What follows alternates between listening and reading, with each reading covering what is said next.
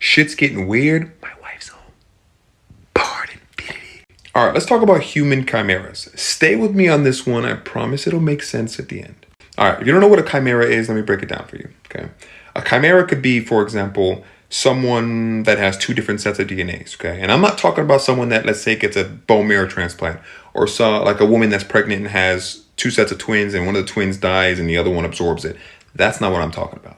I'm talking about human and animal chimera research. Now, is there some human and animal chimera research that's good? Yes.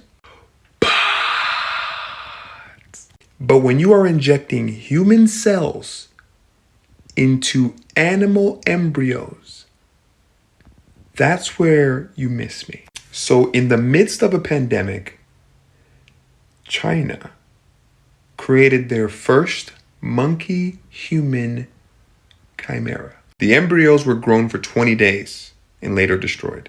And some of y'all are going to be like, well, Gio, they destroyed it. What's the big deal? So you mean to tell me they went through all that trouble just to destroy it?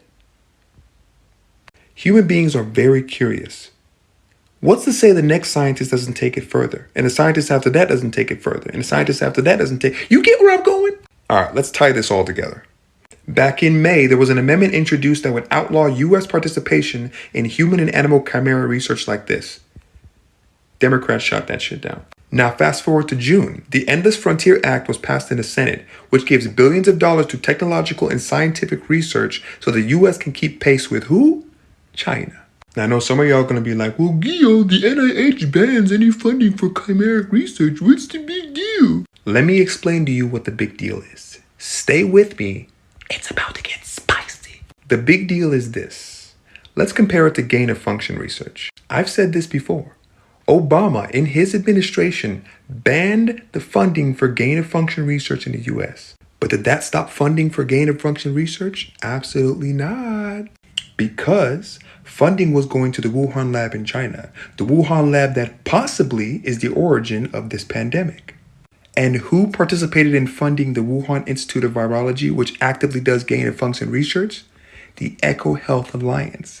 And who gives money to the EcoHealth Alliance? The NIH. Listen, anytime science starts heading this way, injecting human cells into monkey embryos, creating viruses that you would never see in nature, I'm just like, why? And I know a lot of you call it conspiracy theory. I don't call it conspiracy theory. I call it Connect 4. Stay woke.